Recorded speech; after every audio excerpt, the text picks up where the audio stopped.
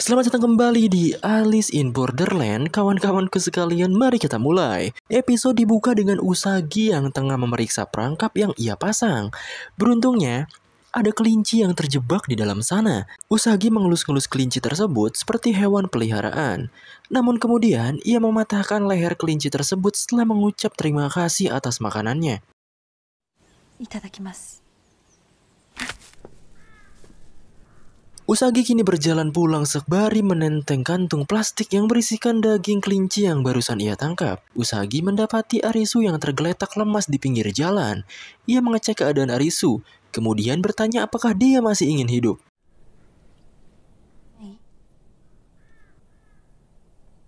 Arisu hanya menjawab dengan bergumam kalau dia akan mati juga. Usagi mengerti, kemudian ia pun lekas berjalan pergi.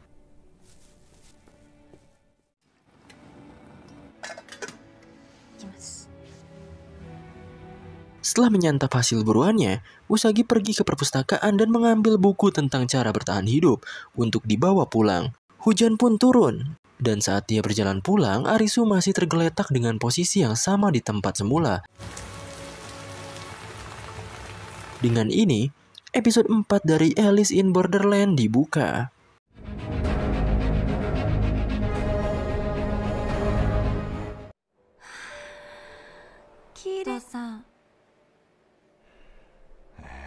Kini, kita memutar sebuah flashback antara Usagi dan ayahnya yang sedang menatap cakrawala di puncak gunung.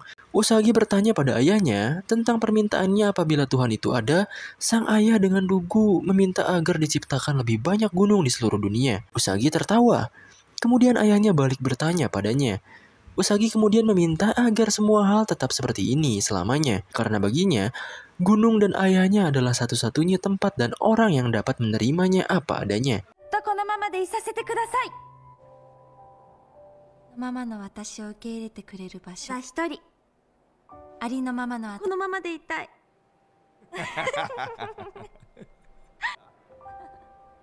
Adegan berganti. Kini Usagi sedang berjalan pulang menuju rumahnya. Namun di depan rumah, dia sempat dihadang oleh belasan wartawan yang bertanya tentang perihal ayahnya yang dituduh memalsukan pendakiannya. Usagi tak menjawab dan langsung masuk ke dalam rumah. Ayahnya menyambut sembari bersiap-siap dan mengemas perlengkapannya. Ayahnya tak tahu siapa yang menulis dan menyebarkan artikel palsu tersebut. Dia mengaku kalau dia tak akan pernah berbohong. Usagi bertanya kemanakah ayahnya akan pergi. Dia pun menjawab kalau dia akan pergi ke gunung. Baginya, gunung adalah tempat yang dapat menerimanya apa adanya.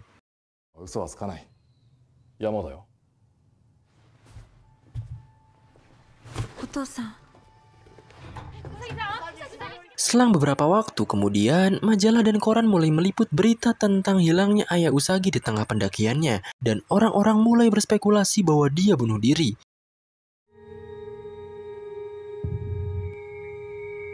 Sekarang kembali ke masa sekarang.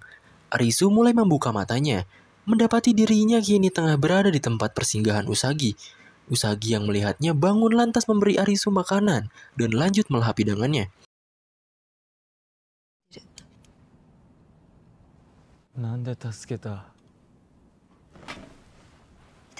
Arisu bertanya mengapa dia diselamatkan. Tetapi sebelum ada jawaban, perutnya lebih dulu berbunyi tanda kelaparan. Usagi berkata walaupun Arisu ingin mati, tubuhnya masih ingin hidup. Arisu kehilangan harapan, merasa bahwa tak ada gunanya dia hidup. Semuanya mati, tapi dia sendiri malah selamat dan mengemban beban di atas kematian kawan-kawannya. Meski Arisu berulang kali berucap ingin mati, tubuhnya justru merasa lapar.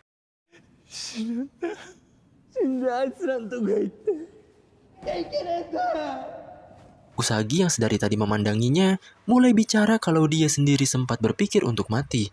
Dan dia juga terus berbaring sampai perutnya terasa lapar.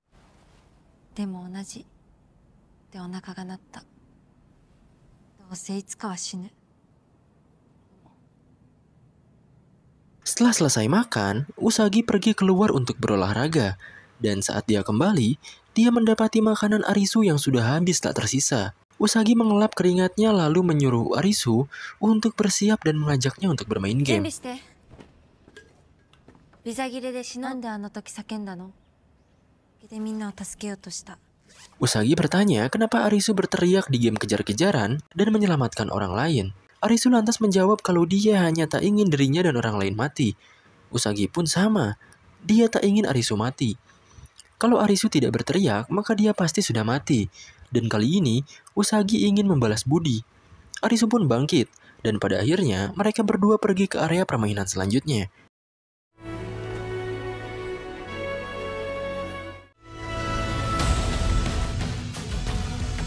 Kini permainan berlangsung di sebuah terowongan lalu lintas. Arisu dan Usagi melihat sebuah bus sekolah tua dan masuk ke dalamnya.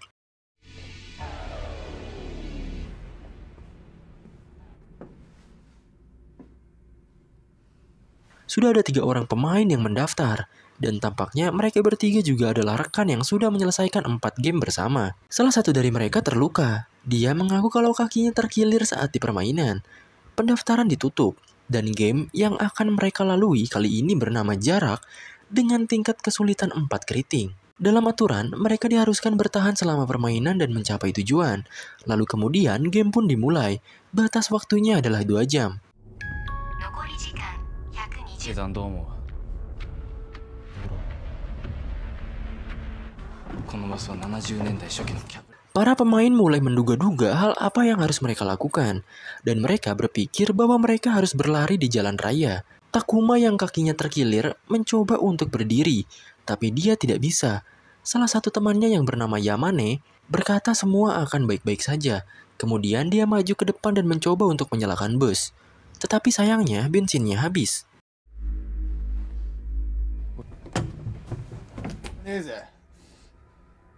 Takuma menyuruh teman-temannya untuk meninggalkannya, dan dia akan mencari cara untuk bertahan sendiri. Yamane menolak, kemudian Takuma berteriak dan memintanya untuk menyelesaikan game dan bertemu dengan istrinya kembali.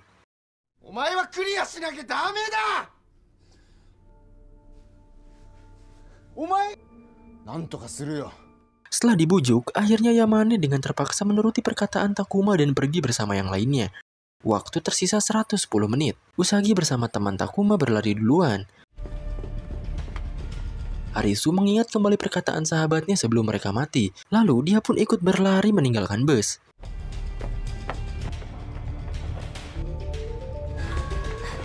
Sudah 1000 meter mereka lewati. Waktu pun tersisa 90 menit. Namun sampai sekarang sama sekali tak ada tanda-tanda mereka akan mencapai garis finish. 5000 meter telah terlewati. Akhirnya mereka melihat sesuatu di depan sana. Ada botol air yang berjejer di atas meja. Tetapi mereka curiga sesuatu akan terjadi apabila mereka meminum air tersebut. Usagi mengeluarkan botol minumnya dan memberikannya pada Arisu.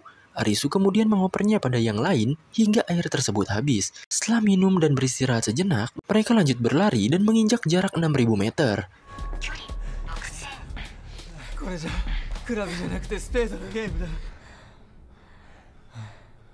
Usagi melihat ada sesuatu di depan. Lalu tiba-tiba muncul seekor macan kumbang yang mencoba menerkam mereka.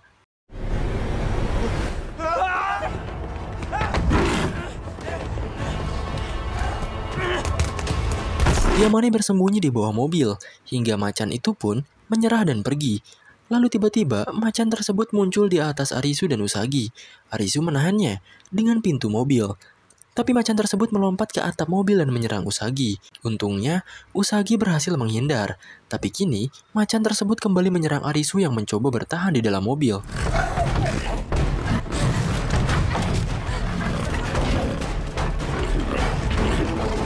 Usagi datang membantu dan mengambil sebuah flare dan menodongkannya pada si macan hingga dia mundur ke belakang. Melihat kesempatan, Arisu dan Usagi kembali kabur dan bergabung bersama Yamane. Seizan teman Yamane dan Takuma mulai panik dan ikut kabur. Tapi sayangnya, dia malah kena terkam oleh macan kumbang tadi.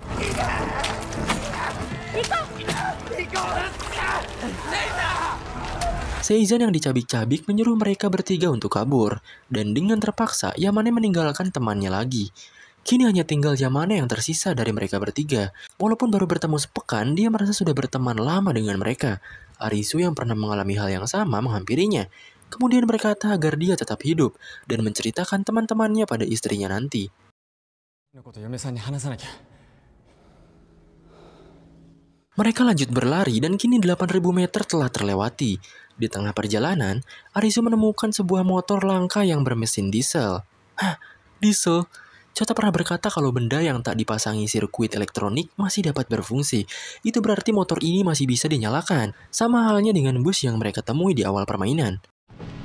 でもバッテリーディーゼルエンジンの珍しいバイクだって言ってたよな。経由。 Arisu mengecek motor tersebut, tapi sayangnya tidak ada akinya. Tetapi saat digoyangkan, motor itu masih memiliki solar di dalamnya. Dan kebetulan, bus yang di awal juga memakai solar sebagai bahan bakarnya. Arisu berencana untuk membawa motor ini ke bus dan menyelamatkan Takuma. Usagi sempat ragu, karena takutnya Arisu tidak sempat menyelesaikan permainan. Waktu yang tersisa tinggal 60 menit. Arisu merasa itu sudah cukup. Arisu menyuruh Usagi dan Yamane untuk terus berjalan sampai ke tujuan. Sementara dia akan membawa motor ini kembali ke bus dan menyusul. かける。バスが動けば一瞬だ。した。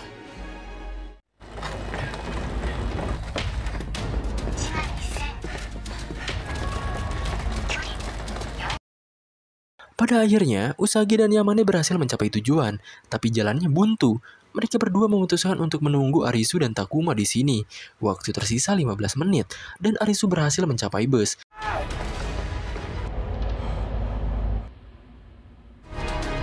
Tetapi sampai di sana, Arisu seperti menyadari sesuatu.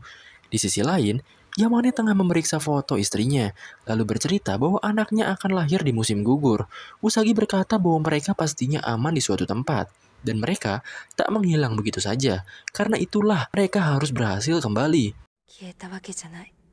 だから生きて帰んなきゃ。 Waktu yang tersisa 5 menit, lalu tiba-tiba sesuatu terdengar di belakang mereka berdua. Ada air yang keluar dari balik dinding. 水？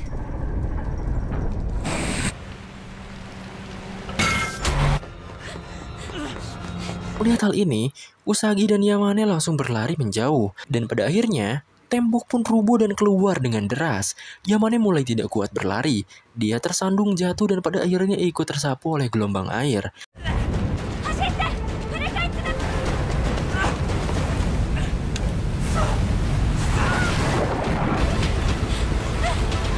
Usagi terus berlari, dan di depan sana sudah ada Arisu bersama Takuma dengan bus yang mereka kendarai. Arisu menjulurkan lengannya, lalu saat bus direm, Usagi melompat dan berhasil masuk ke dalam bus. Gelombang air menerjang bus tersebut.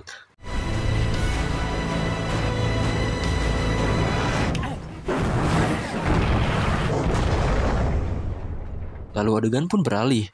Usagi, Arisu, dan Takuma perlahan-lahan sadar dan mencoba untuk bangkit di dalam bus yang sudah berbalik.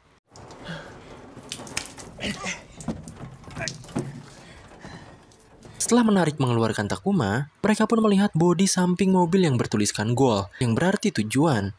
Tulisan tersebut sudah ada di mobil sejak awal, dan Takuma sudah berada di tujuan mereka selama ini. Ingat, ini game keriting dan bukan sekop. Artinya mereka harus mengandalkan kecerdasan dan bukan kekuatan. Jadi dari awal juga mereka sudah keliru dengan memilih untuk berlari, sedangkan jarak mereka dari bus harusnya 0. Game selesai, mereka bertiga pun turun dari mobil. Takuma memutuskan berpisah dan pergi sendiri. Namun, apabila mereka masih hidup, Takuma berharap mereka bisa bertemu di suatu tempat. B 何か？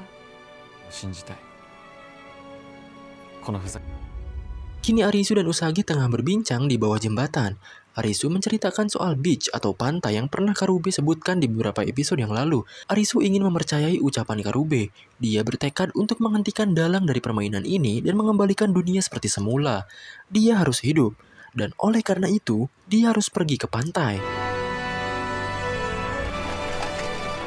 Arisu membonceng Usagi dengan sepeda, dan tampaknya Usagi tidak pernah belajar untuk menaikinya meskipun dia atletis. Pemandangannya begitu indah. Momen ini menjadi kenangan cukup manis bagi mereka berdua. Lalu dengan ini, episode 4 dari Alice in Borderland pun ditutup.